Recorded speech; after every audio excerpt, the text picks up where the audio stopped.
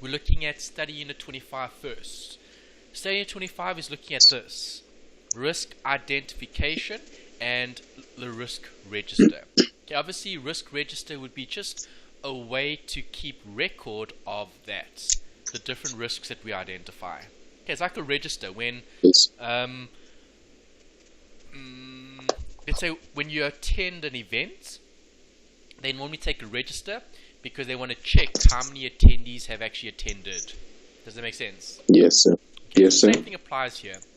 In this unit, they're going to look at this: risk or event identification. So remember, when looking at risk identification, we're either going to be looking at something that's going to create a negative or positive outcome, and that could be an event, or it could be actually a risk, so something that could happen. Right, so you're either identifying the risk being like the cause, okay, the cause of the actual outcome, or you're identifying the event, which is the how can I put it, the scenario that gives rise to the risk. So here's an example relating to, let's say, photography. Okay, so the risk with photography, in terms of a risk that is identified, is, let's say, bad lighting. Okay, bad lighting is a risk. The event identification could be, well, this could be maybe a storm or a rainy day, and we're taking photographs outside. Yes, sir. Okay, so that's the event. So the event could give rise to certain risks, or the risk could then be because of certain reasons, if that makes sense. Yes, sir. Okay, so you're either looking at the scenario, okay, so what could potentially arise, and what are the risks that could come out of that. Okay, then you've got risk identification, the process, and then you've got the methods of identifying, okay, in terms of deciding on what the actual risks are. Okay, so methods of identifying risk, documentation, and assessing risk. Okay, when we look at documentation, remember, what are we trying to do? We're trying to look at identifying risk. So something as simple as a checklist. Yes, remember sir. when you tick, tick, tick, tick, tick, one of these you might cross. If you cross one of them, well, could there be a risk that arises from that? Okay, so here's an example. Let's look at location. Right, so is the location indoors or outdoors? If we tick the box indoors, is there a higher or lower risk of bad lighting? There's a lower risk. There's probably a lower risk, because if it's indoors, there's probably going to be artificial light. Yes, sir. Okay, so there might be a fluorescent light or an LED light or some sort of lighting, but there should be lighting if it's indoors. Okay, if it's outdoors, then lighting could be a slightly different story. Okay, depending on what the weather is like. Okay, because outdoor could be weather. The weather, do you agree, will affect the lighting? Yes, sir. And also the time of day. Do you agree? Yes, sir. Okay, or even the season. Okay, so is it winter or is it in summer? Obviously in winter, the sun sets a lot earlier. In summer, the days are a lot longer. There's more daylight for a longer period of time. Do you agree? Yeah. Yes, sir. See, and that's looking at risk around the event. Okay, the scenario. Okay, indoor or outdoor. That would be more like an event. Is the event indoors or outdoors? Okay, obviously there's certain risks for both. Okay, so the first bit, looking at ERM. Do you remember what ERM stands for? Risk. It was enterprise risk management. Correct. That relates to companies, businesses. Yes, How sir. do businesses manage risk? So the first thing is obviously they need to identify it. So the textbook or study guide describes it as risk or event identification is the process to identify internal and external events. Notice how they always consider both. Why? I think because, well, for business, especially for business, they have to consider both, because they they are suppose they're transacting in the external environment, but there are also internal risks that they have to look out for as well. Yeah, so remember the why is because of the control. Because of the control. Okay, in other words, which risks can we control and which risks can't we? That's why it's important to identify the difference between internal and external.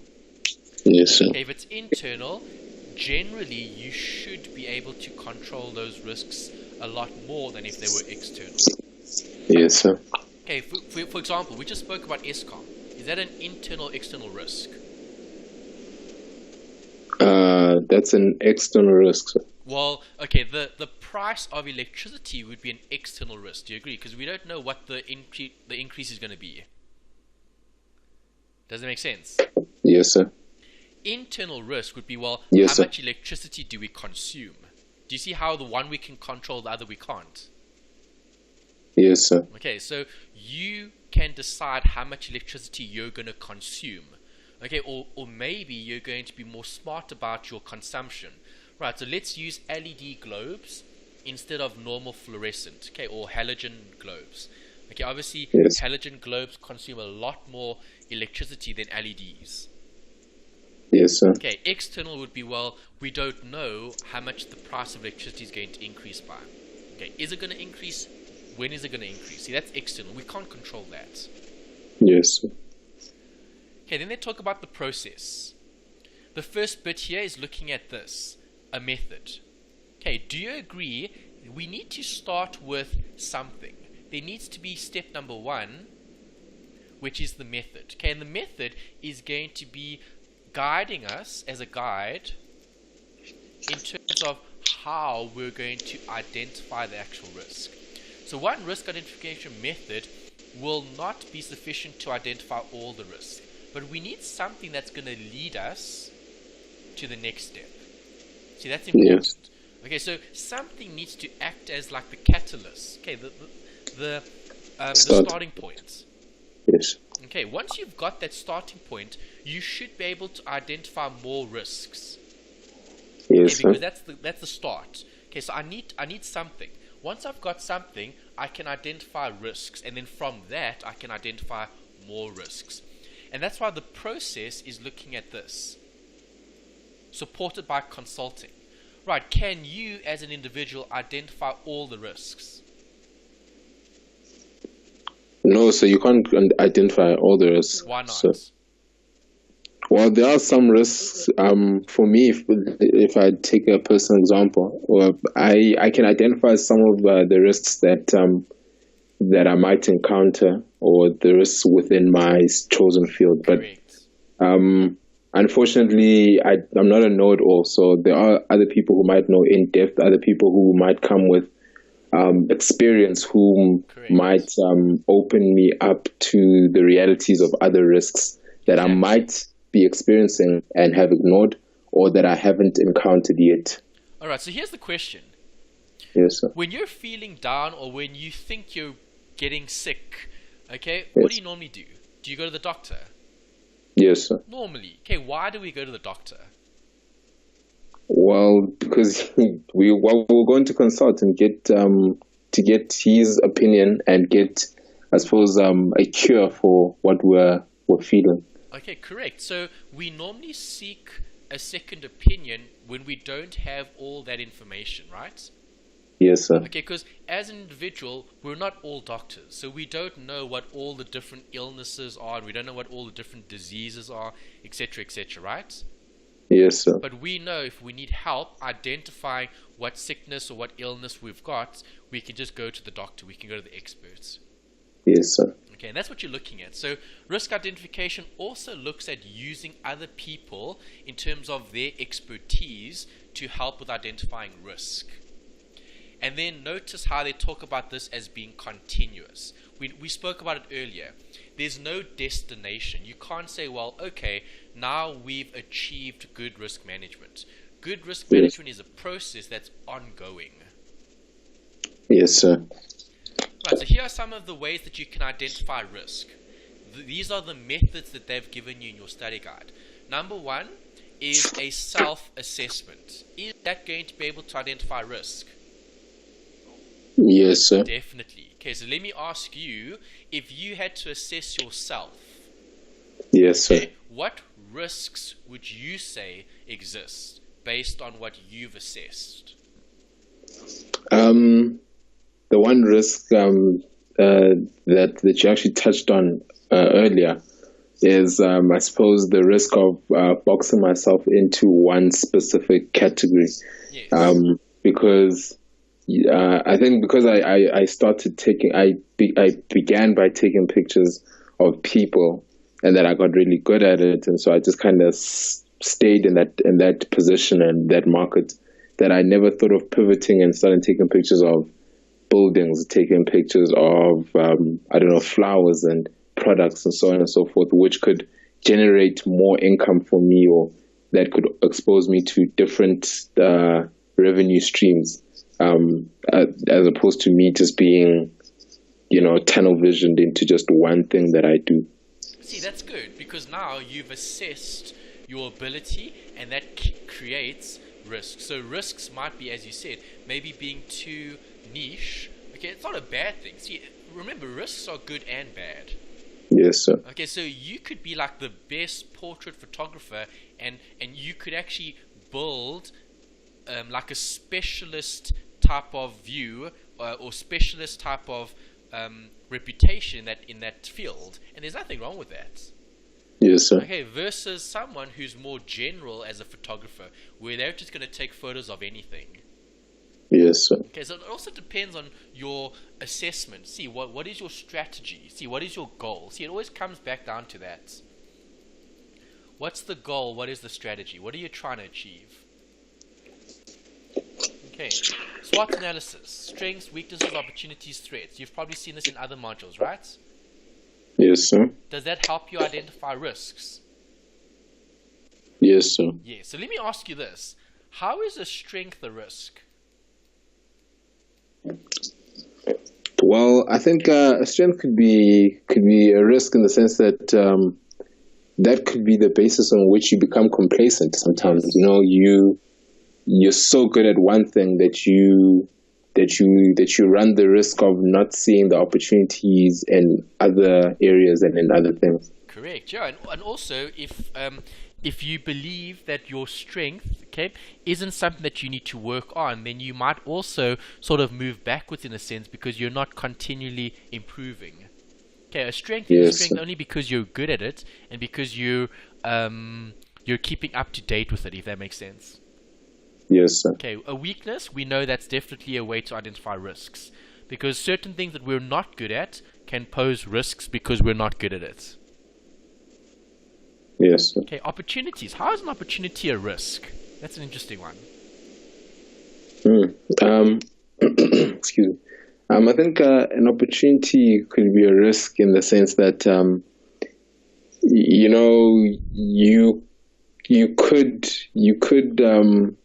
you have the opportunity of for example, I have the opportunity to expand my photography, right? I'm really good at portraits and so on and so forth. I take maybe decent landscape and buildings and so on and so forth, and product photography. I think that would be the opportunity for me to branch out into those other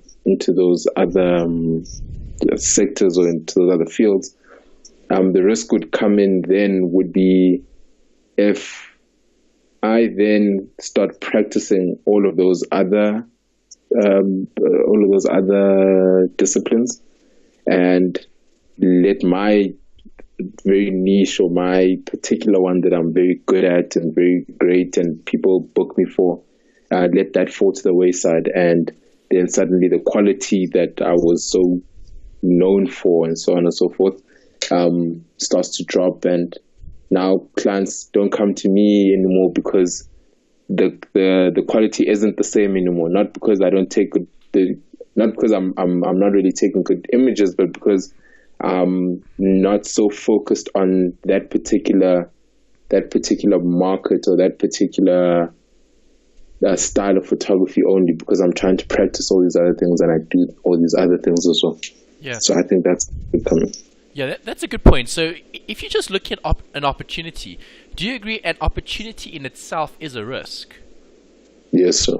Because no one knows what the outcome is going to be. It's just an opportunity, right?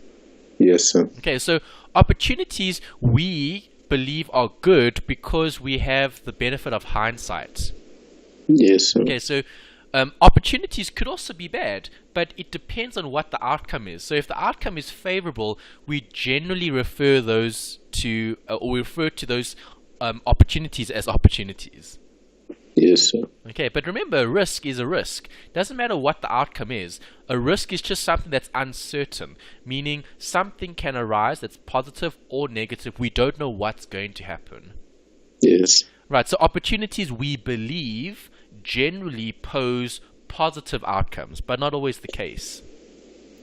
And threats we believe generally pose negative outcomes. Do you agree? Yes. Yes, sir. Okay, and that's why we do a SWOT analysis. It's not only because we need to look at ourselves, okay, in terms of a form of self-assessment, but it's also a way to look at our competitors, because opportunities and threats generally are external, and strengths and weaknesses are generally internal. Okay.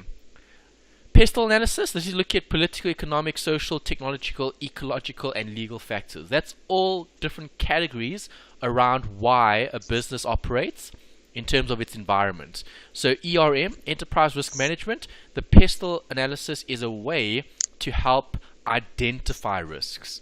Right, so are there any political risks? Are there any economic risks? Are there any social risks?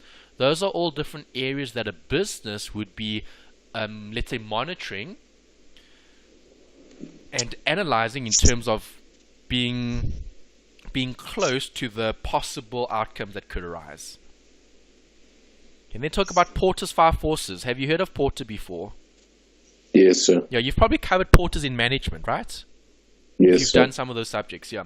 It's quite a popular management concept, okay, because Porter looks at those rivalry between organizations, looking at like that push and pull, okay, in the market, okay, where you've got bargaining power of the one and bargaining power of the others, buyers and sellers. Okay, looking at new entrants. Okay, so if new people enter the market, how does that affect the market? Substitutes. Okay, can our product or service be substituted for something else? If it can, that might pose certain risks. If it can't, that might also pose certain risks. Okay, then you've got brainstorming and risk workshops. You've got stakeholder consultations, and you've got benchmarking. These are just other ways of identifying risk. Benchmarking is a nice one. Why?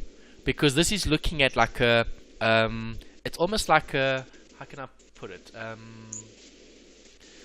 It's almost like a level. Setting a target or something. Kind of like a target. It's not really a target because a benchmark is generally like what happened last year. So for example, a benchmark would be looking like a base. Yes, sir. Okay, so the base is, let's say last year, I don't know, maybe you did, let's say 100 different jobs, okay, different clients. Okay, so yes, last year you had 100 people wanting your services as a photographer. Okay, that yes, could sir. be a benchmark from last year. Okay, this year, you would then maybe use that as a benchmark, as a level, as a starting point. Yes. Okay, and then that could also help you to identify this. Risks.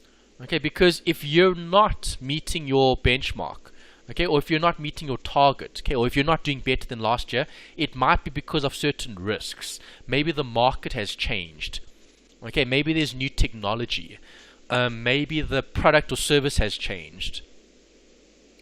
Okay, so benchmarking acts as a way for us to identify what the actual, let's say, standard product or service is in the market and what we believe we should be doing currently.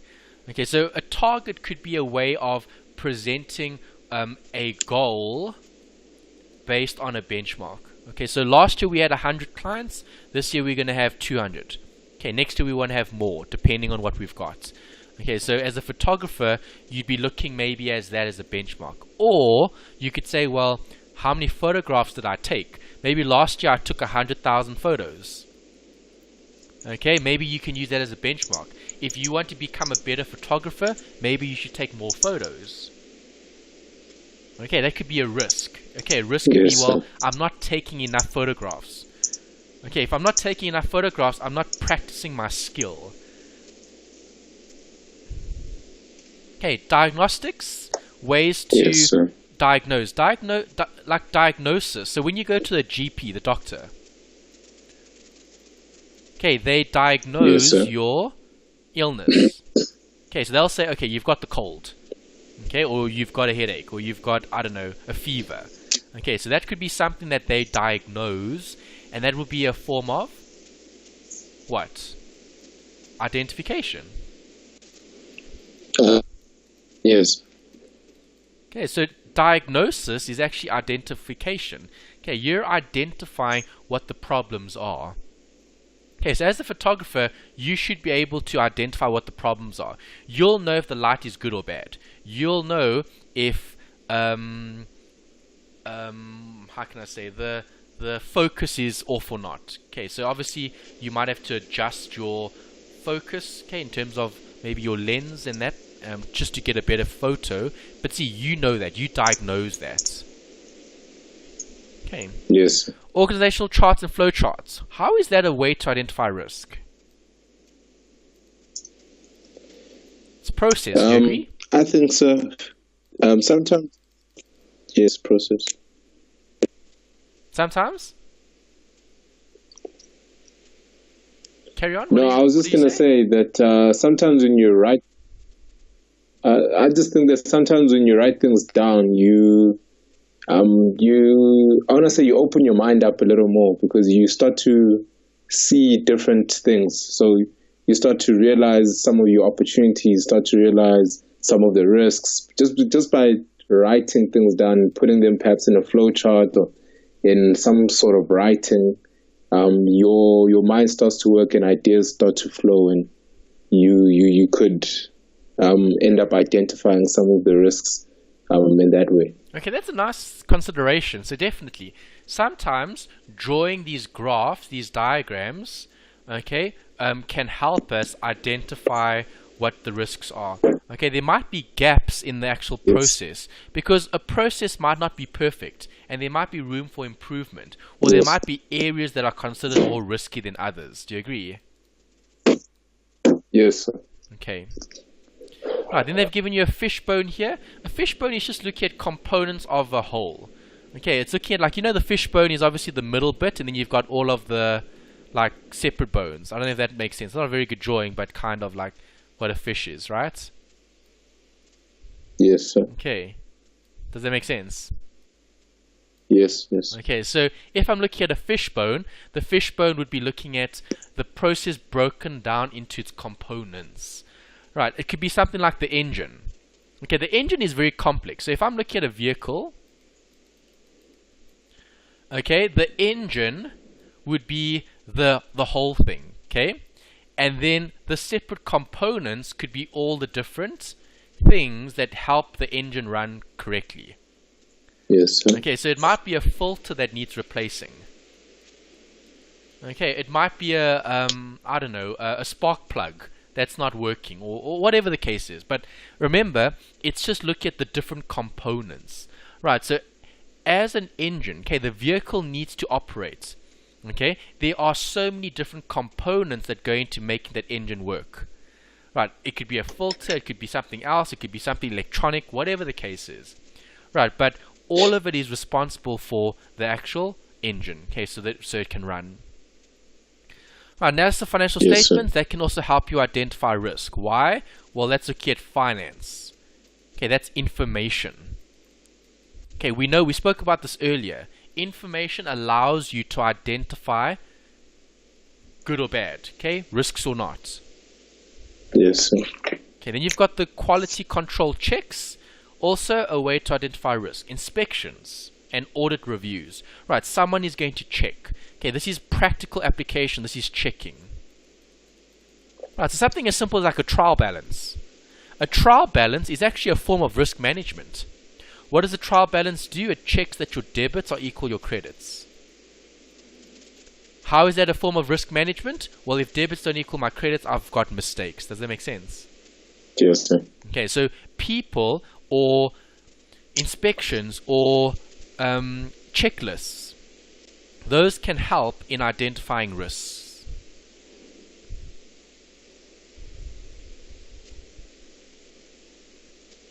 Okay, and then there's an activity there which is all theory. You've got the SWOT analysis again here. You've got the PESTEL. You've got all these different categories. I just want to go to the next bit. There, documentation of risks, the register, the last bit. Okay, so we spoke about a register as what? A way to document. Do you agree? Yes, sir. Okay, so do we need to keep track of everything? Yes, sir. Yes, you do. Why is that important? Well, it kind of places some sort of like a reference, somewhere that you can go back to and look and see maybe some of your mistakes and Good. How to improve in the future. Correct. Good. It's a way of gathering information. Do you agree? Yes, sir. Okay, so if you're not documenting the journey, you're not identifying all the steps. You're not identifying all the processes that take place. And if you don't do that, you're actually not generating information. Okay, Yes, and if we sir. don't have information, then we've got less to work with. Yes. It's the biggest reason why companies document and register all the risks that they face is because of that. It's a way of generating information. It's almost like an events report. It's like a report. Okay, and the report is going to highlight things that took place. Yes, sir. Okay. Just some data that you could be included in the risk. Okay, so what is the risk? When was it? What was the description? Was it inherent? Wasn't it? What was the root cause? Did something create the risk? What was the response? Okay, those are all different things. Right, so if we talk about something as simple as, let's say, going to the doctor. Okay, if you go to the doctor, what is the doctor going to do? Well, first things first is they're probably going to ask you, okay, for a date or a time. Okay, when did you start feeling maybe ill or sick? Okay, the description. Well, what were you doing? Okay, inherent. Then they might check for things like your temperature. They might check your blood pressure. They might check other things. Okay, and then from that they might say, okay, well, the root cause is this or that. Okay, so Yes. maybe you're eating incorrectly. Okay, maybe your diet isn't very good. Okay, that could be a root cause. Okay, the response could be maybe, well, let's improve your diet. Let's get an action plan. Okay, maybe cut down on your sugar. Maybe get more exercise. Okay, that type of thing. Okay, does that make sense? Yes. Okay, so it's just looking Yes, at sir. keeping track. Okay, and that's why do you think the doctor has a file? It's your medical So history, that right? he can see what he did the last. Yes, sir. Okay, and that's why when you change doctors, or if you go from one doctor to another, they generally ask for that information. Okay, because they want to know, well, back in 2010 or back in 2015 or whenever it was. Okay, what was the symptoms? Okay, did you have, I don't know, a fever, or did you have a heart attack or stroke, or were you diagnosed with diabetes, or whatever the case is? Okay, but there needs to be some sort of record, some sort of information. Okay, because without that information, it's not going to be very easy for the doctor to identify risks or to identify more problems. Okay.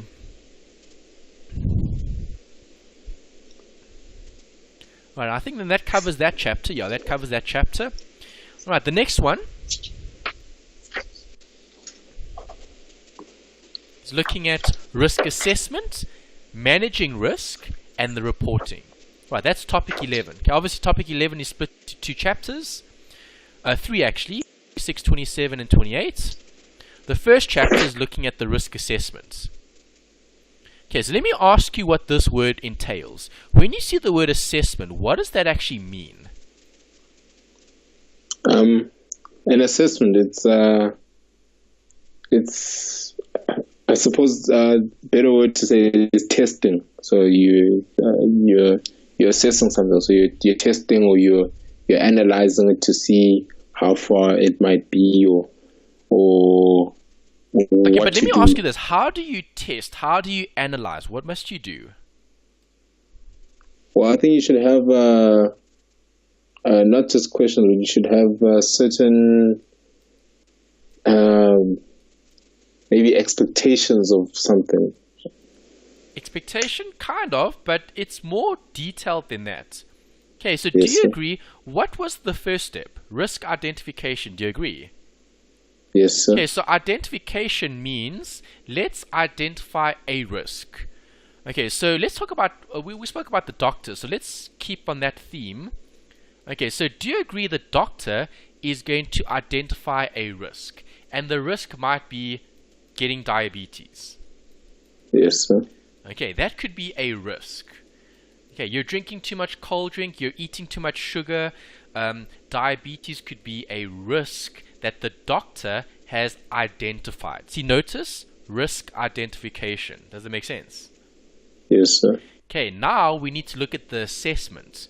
Right, the assessment is looking at the measurements. Okay, how likely are you to develop diabetes? Okay, so they might look at your sugar levels. Okay, so what's your blood sugar level? Right, is it normal? Is it above average? Is it below average? Like, what is it? See, that's the measurement. See, that's the assessment. Okay, and then what is the doctor going to say?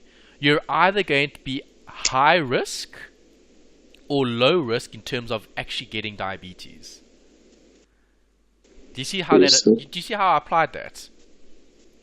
Yes, sir. Okay, so risk identification is identifying what's the actual like issue. What's the issue? The issue is, well, do I have diabetes or don't I? Okay.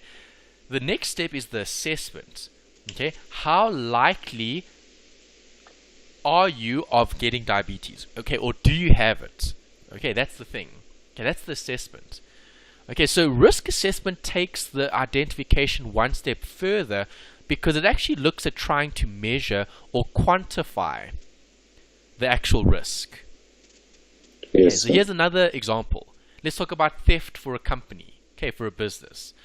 Right, obviously, a business that's buying and selling goods, theft would be a risk that they would have identified. Do you agree?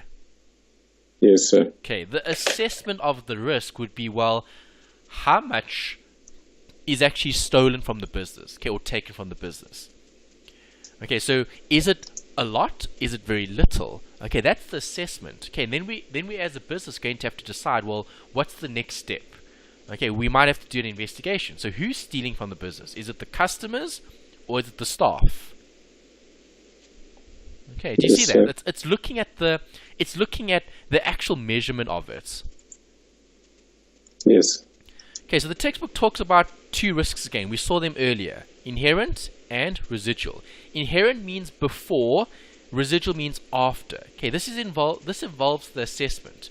Right, so if I've identified diabetes as being a risk, okay, the inherent risk could be something that existed before your application. So that could have been part of your history, your DNA. Yes, sir. Okay, maybe in your family you've got a history of diabetes. Okay, it could be because of that. It could be something that was existing before. Yes, sir. Okay, residual could be something that happens after. Okay, so having maybe eaten too much sugar or whatever the case is. So residual is like the assessment, the risk after taking everything into consideration. So yes, okay. So inherent risk could be, well, according to your family bloodline, okay, there's a high chance of you suffering from diabetes or having a heart attack or stroke. Okay. The residual risk could be what's left over after having made that assessment. So yes, there's a high risk of you having a heart attack or stroke or getting diabetes. But the assessment is the risk after taking that into account. So yes, you've got that in your family, but it's also because you're eating and drinking too much sugary drinks. Yes. Okay, or you're not exercising, or your diet is very bad. See, diet would be a residual risk. Does that make sense? Yes, sir. Okay, so diet is what's left over after you've looked at the inherent. Okay, so they talk about risk assessments here in terms of likelihood. Okay, what were we trying to do? We were trying to look at the measurements. Okay, we were trying to measure how likely something is going to occur. Okay, so they look at a graph here from 1 to 5. Extreme, okay, meaning expected to occur, versus negligible or low, which is not expected. Okay, so when looking at a risk, do you agree we need to assess all risks? Yes, sir. Which risks do I need to mitigate or reduce? Which risks do you need to mitigate or reduce? Yeah, which ones? Wouldn't it be at least all of them, or at least Not the ones all that of affect them. your business? The ones that have the highest severity. Yes, sir. Okay, in terms of impact. Okay, so those are things that you would have to look at in terms of your assessment. Okay, how I want to use the word severe, but we just mentioned it. But it's like the extent. Okay, what's the extent of the loss that could arise? Yes, sir. Okay, and that's basically the assessment that you would do, and then with the assessment you would decide this is either something that I'm going to have to prevent or control or finance. Okay, so I'm going to have to either I'm going to have to implement certain things, or I'm going to have to change certain things, or I'm going to have to take out insurance to cover the risk. Does that make sense? Yes, sir. Okay. There's a lot of different charts here. They just talk about different levels of risk. Okay, high, low, medium. Why? Let's look at the assessment.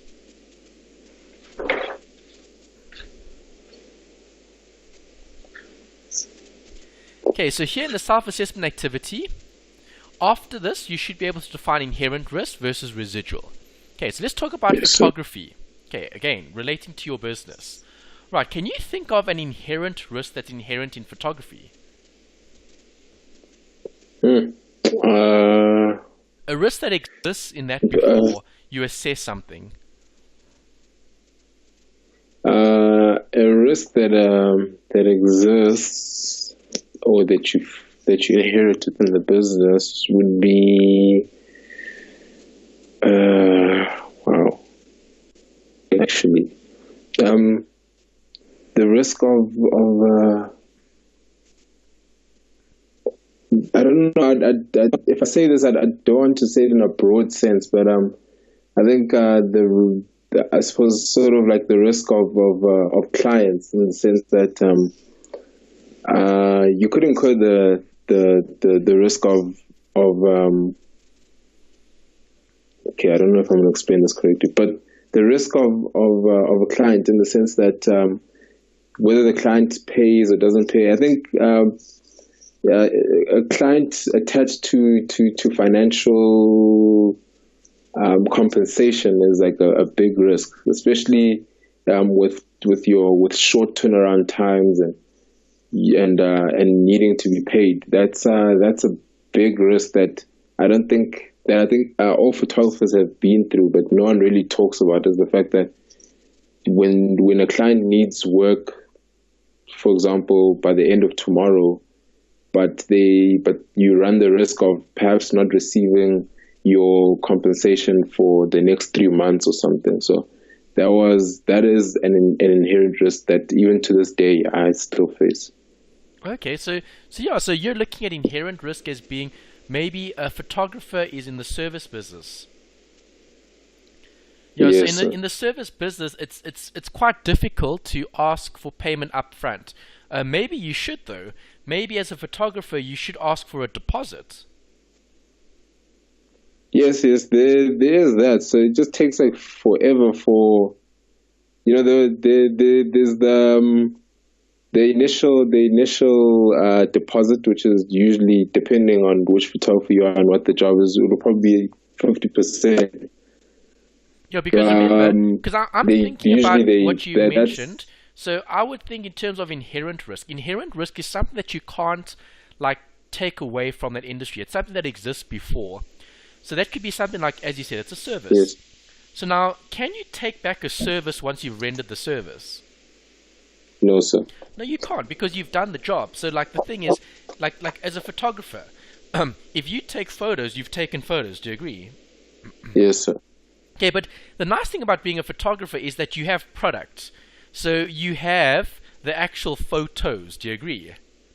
Yes, sir. So there's still some sort of leverage that you have, okay, for let's say withholding the delivery, because if your client hasn't paid you for the job that you've done, well then you could keep the photographs that you've taken.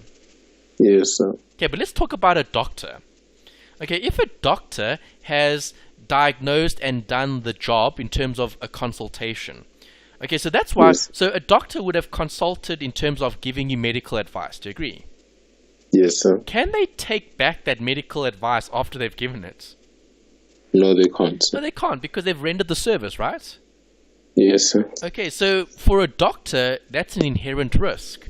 It's a service. So it's impossible to take back the advice that you've given the customer or the patient. Yes, sir. Okay, versus if you were looking at like a product business. Okay, so if I have a physical product, I'll only give you the product if you've bought the product. Okay, so you spoke about popcorn and chips. So obviously the business will only give the product once the customer has paid for it, generally. Yes. Yes, sir. Okay. Can you think about a residual risk in the photography industry? One that comes afterwards. Yeah, after.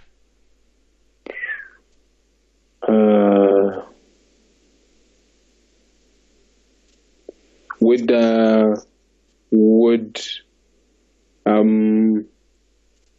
I suppose being good enough that you become overbooked and having to not lay off, but to what's the word? To refer clients to other photographers. Would that possibly a risk? So Yeah, they almost like could. a loss of income. Yeah, that could. That's an interesting one. Yeah, that could, because residual risk is what would come after that. So possibly. So yes, what you're saying is that obviously a photographer is the photographer. There is only one photographer. Yes, sir. Okay, so residual risk would be, well, the maybe the time associated with that photographer. Obviously, the more bookings that the photographer gets, the less the photographer is going to have to accept. Okay, because you Yes. can only do one job at a time, right? Yes, sir. Okay, and if you're the photographer that they want to do the job, well, you can only be in one place at a time. Yes, sir. Yeah, so it's an interesting one. Yeah, there's definitely merit in that conversation. You could maybe discuss that a bit further. Right, then we've got the last two chapters. This last one, well, the second last one is looking at responses, okay, to managing risk and the assessment of the residual risk. So remember, residual is what you're left with after having implemented something. Do you agree? Yes, sir. Okay, so are you willing to keep that risk within the business? That's what you're basically looking at. Okay, so do you agree? We've identified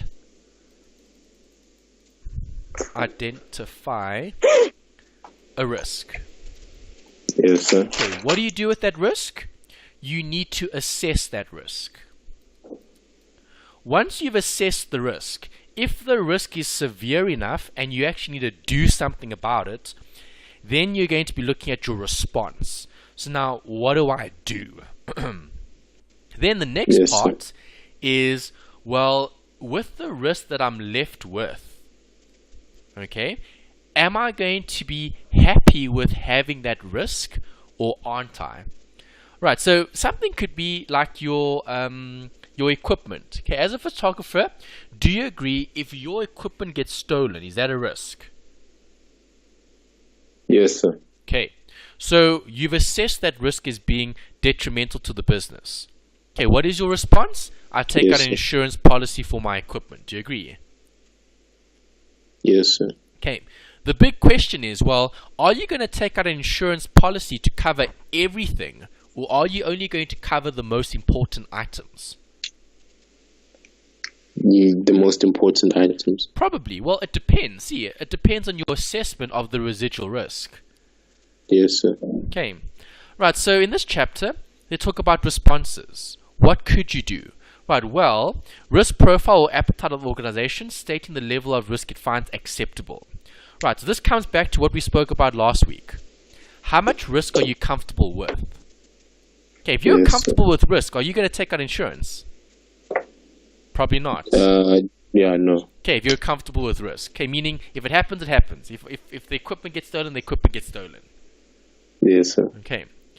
Another response would be, well, the processes. Okay, if I look at the risk management process, we've obviously gone through the assessment and the identification. Right, and we're looking at all of those components, and that determines the response. Okay, the strategy. What am I going to actually do? What is the response? What's the action that needs to take place? Okay, because remember, risk responses are going to be part of your culture. Okay, your view. Right. So if you've got a very, let's say, conservative business, are they going to be looking at all the risks? No, sir. Yes, if they're very conservative, they're going to want to look at everything. Oh, sorry, sir. Yes, and yes. Are they going to want to provide for all the risks? Yes, sir. Definitely, yes. Okay, they would. Right, because for a very conservative company, they're worried. Right, so they're going to take actions even for the smallest of things.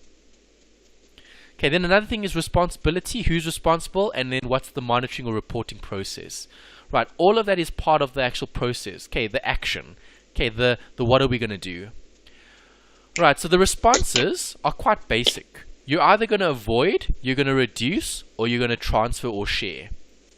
Okay, so that's what you're going to do as a business. Right, so what does the word avoid mean? To avoid, to try not to be involved or try not to be affected by something. Yes. Okay, so the avoid would be to eliminate the cause rather than having to deal with the effects. Does that make sense? Yes, sir. Okay, so avoiding risk altogether, right, would be a way of risk control, right, where we're actually going to remove it completely. We're going to avoid that risk completely. Right, so earlier you said that clients aren't paying. Do you agree? Yes. Okay, so a way to avoid that risk of clients not paying would be to ask for payment upfront. Yes, sir. Okay, so if that's the case, you're avoiding the risk altogether. Yes. Right, let's say you're going to reduce the risk.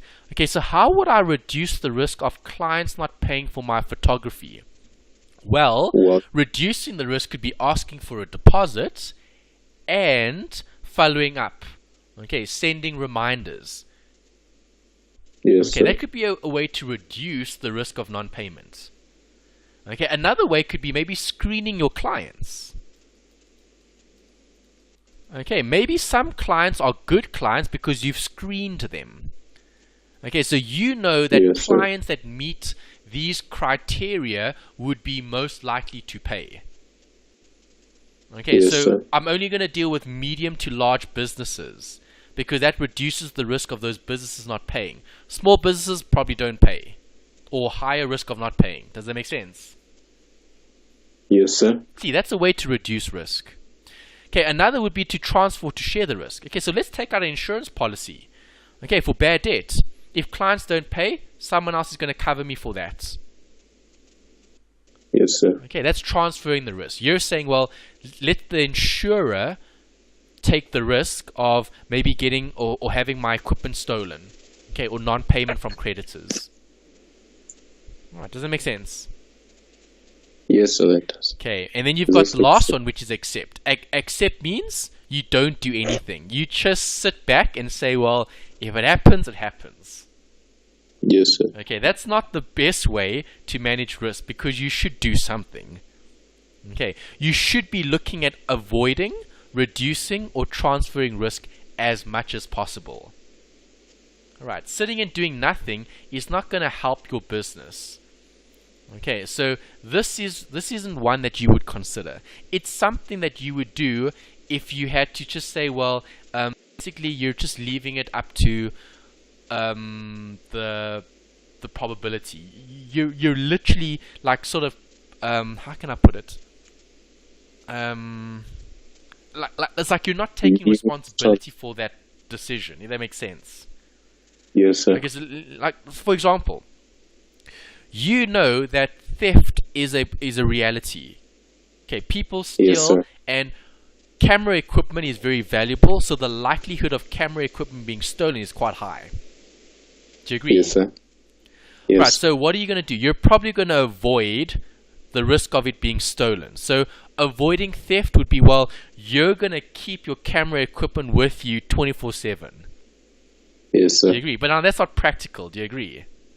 Yes. Okay, so now let's reduce the risk. Okay, well, if I reduce the likelihood of camera equipment getting stolen, well, I might get a safe, or I might get a case that can be locked up, or a bag that can be locked. Okay, because now obviously for someone to steal the equipment, they're gonna have to steal the whole bag. Okay, so that's sort of like a way to reduce, to mitigate it. Okay, or another way to reduce or mitigate theft is, well, let's label all our equipment. Okay, Yes, let's sir. write down our initials on all of our items. Okay, because now if someone sees a camera with the initials UN, someone might not be so keen to steal it. Does that make sense? Yes. Okay, so Yes, now sir. you've avoided risk, you've reduced risk, or you could transfer the risk. So now transferring as well. Okay, I know people are going to steal camera equipment. Okay, so let's transfer the risk. I'm going to take out a policy. So if my camera equipment gets stolen, the insurer is going to pay me out. Yes, sir. Okay, and the last bit is, well, let's just say if it happens, it happens. If people steal my equipment, people steal my equipment. Yes. Okay, and see, that's not the best situation to be in, right? Because in this situation, you're not doing anything. Okay, and you should be doing something at least. Yes, sir. Okay. Alright, who's responsible for the responses? Obviously the person making the decision. Okay, the decision makers are the people that are responsible for reducing risk, or for managing risk. It needs to always be in line with objectives. We spoke about that. That's a big one. Okay, make sure that you do understand what the goals and objectives are before you try implementing a response. Okay, then I think that covers that bit.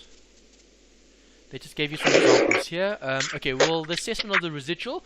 We spoke about residual. Residual means what? The what's left over. Correct, Joe. It's after you've done something. Okay, it's what is left over. Okay, what risk is residual? Okay, and are you comfortable with the risk that's left over or not? All right. Yes, So sir. here's a nice example in terms of new technology. Okay, is new technology a risk in your industry? Yes, sir, it is. Okay, so what's the likelihood of technology affecting your industry? Well, there's a great likelihood Okay, in so in that. terms of the scale from 1 to 5, high to Oh. low, From 1 to 5. you'd probably go with maybe 5 or 4. Yes, sir. Okay, so new It's hard. technology is definitely going to affect photography. Yes, sir. Okay, now you need to determine the impact. What impact is technology going to have on photographers? Okay. What must I say? Yeah. Oh yeah. I think it's gonna maybe bracket some people with certain kind of cameras and technology and I suppose megapixels, so to say, that or cameras that have certain quality. Yeah. So the certain cameras that have a specific quality, they might end up becoming a little redundant. Yes. Because of this new technology that's coming in and people wanting to purchase it and use it to make their work even better. Correct. Okay, good. So do you agree the residual risk of not addressing the technological risk would be, well, as you said, becoming redundant. Okay, or Yes.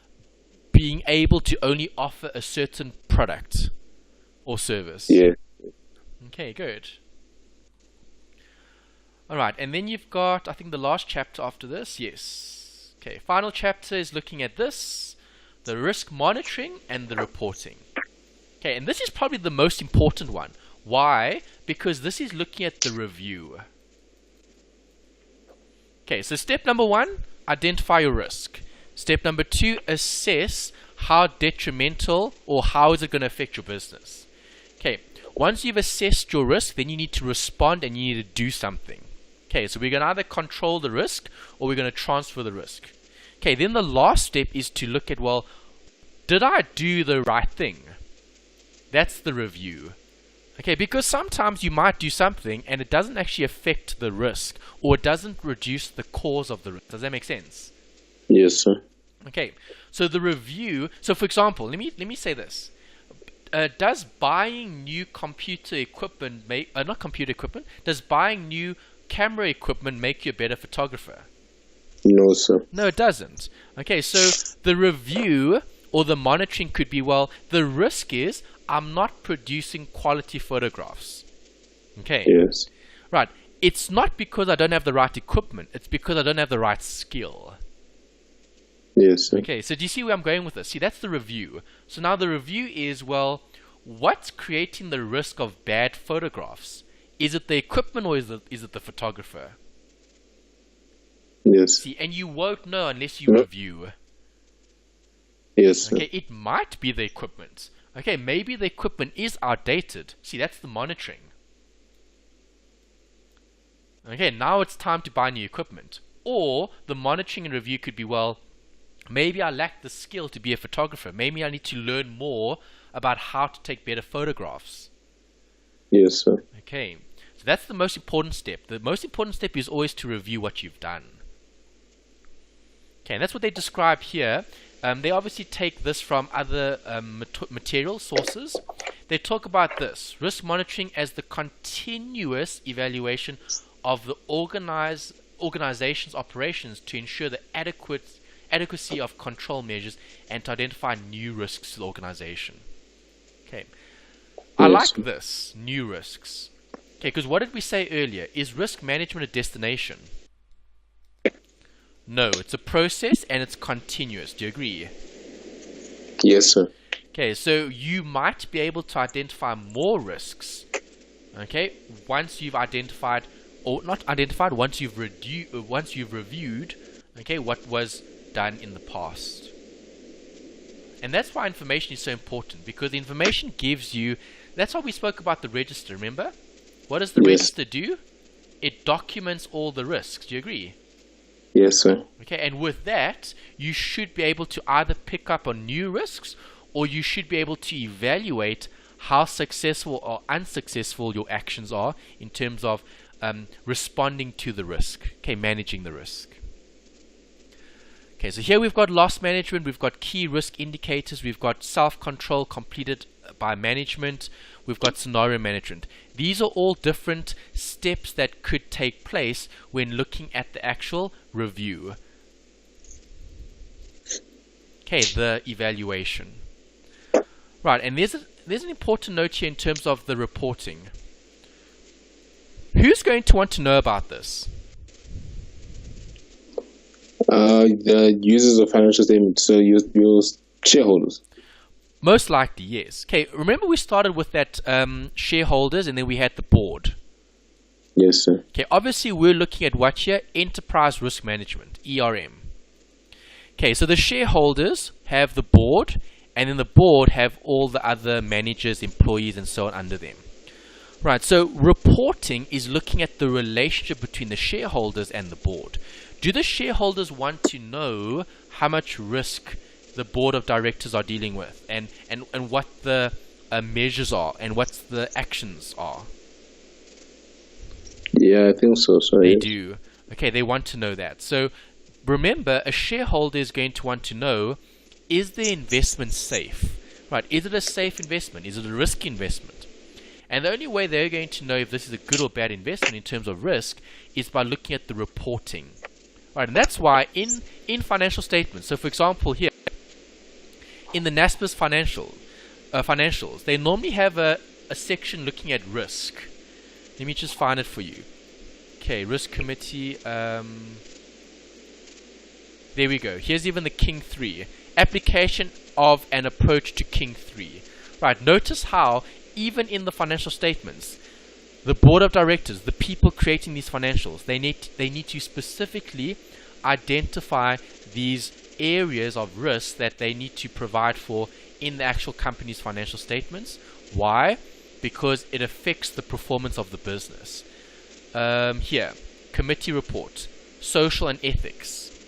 Right, see, this is additional information that financial statements provide in terms of giving the users information relating to this risk and how do we manage it. Okay, so they talk about the purpose. Why do we have a risk committee? They probably also have a section actually covering the detail, depending on how detailed the statements are. So let's see what they give you here. Is there anything more specific? Normally,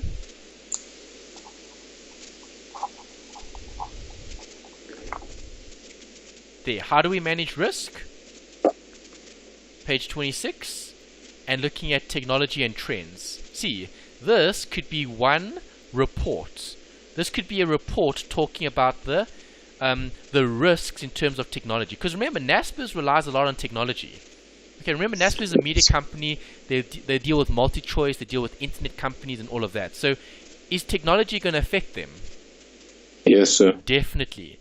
Right, so in their report, they might even have a report specifically focusing on this. The trends. Okay, so on page 28, they're looking at the trends. What is going to happen in the future? Because if things are going to change, that's going to affect a technology company like NASPERS. Right, yes, so I want you to think about, in terms of risk reporting, from a photography point of view, what things would you want to know? What things would you want to be reported on? Okay, so if you were given information about photography in general, okay, what type of what information would you want to know in terms of the reporting? Well, I'd love to know about the new cameras that are coming out and new lenses, especially.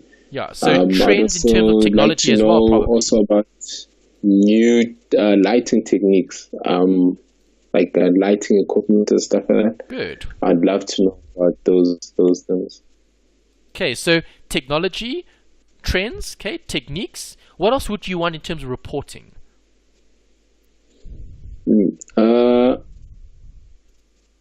I suppose I might also want to know, I suppose the different trends, not so much photography, but what relates to my photography. So the different trends in maybe the fashion scene and so on and stuff like that, and how do we shoot, which relates to technique, and how do we shoot certain products and brands in a specific way. So, like for example, Woolworths is not shot by all their campaigns are not shot by one person, but they have a very specific kind of theme or very specific kind of colors that they're trying to portray, and so everybody else who shoots for Woolworths will have to follow that trend. So Correct. You want to be reported on that, and you want to be up to date with such kind of things. Yeah, that's good. It's like general pop culture. So what's trendy at the moment?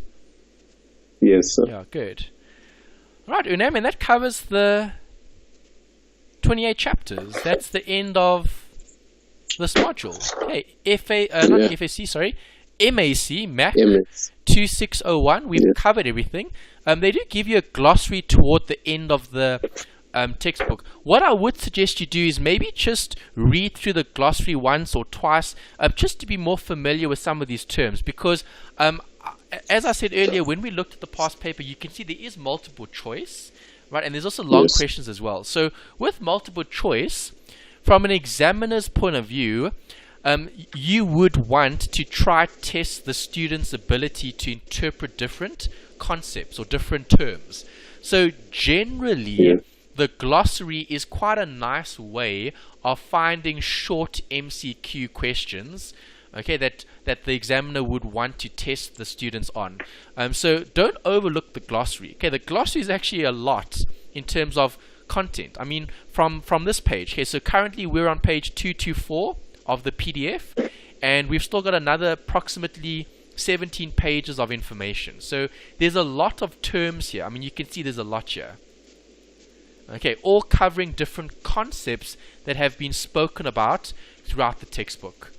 Okay, so don't overlook this. It's worthwhile reading through it, because as I said, it could be like a short question in the multiple choice. Right, I wouldn't worry about this. Sir. Okay, so this is where you can stop. Page 226 will be the last page, okay, or page 235, depending on if you're looking at the numbering in the actual book guide, or if you're looking at the PDF numbers. Okay, so in terms of PDF numbering, page 235 of the PDF is the final page of information. This I'm not going to worry about. Why aren't I going to worry about tables? It's because I've got this, the financial calculator. Yes. Okay, and everything that you're going to be doing is going to be on the financial calculator, because it's more accurate, it's more precise, and it's quicker as well. But I wouldn't be worried about any of these tables, right? Unless they specifically say use a table, which I don't think they will. We need to look at the past papers to see if that is a requirement. Okay, I don't think they would say you must use a table or you must use a formula. I do think it'll be left up to the student, okay, because in the textbook they give you both ways of doing it. They give you the formula, they give you the financial calculator, they give you the tables. Yes, sir. Okay. All right, anything questions-wise in terms of what we've covered either today or over the last few weeks? Nah, I think more questions will probably pop up during the past paper sessions, but so far I'm okay. Alright, so far so good. So yeah, next week we're going to start with the past papers. So at the beginning I told you to try look at the one for next week. Go through it, see how much of it you can do. Maybe go through some of the theory again, revise some of it. We'll go through it in detail. So I'll go through the first one slowly. We'll discuss each and every question. We'll discuss the theory. We'll discuss the calculations, just to get better at doing the workings. Remember, we've done assignment 1, we've done assignment 2. We just need to do more questions in order to practice for the assessments. Yes, sir. Great. Happy? Yes, sir. I'm good. Thank you.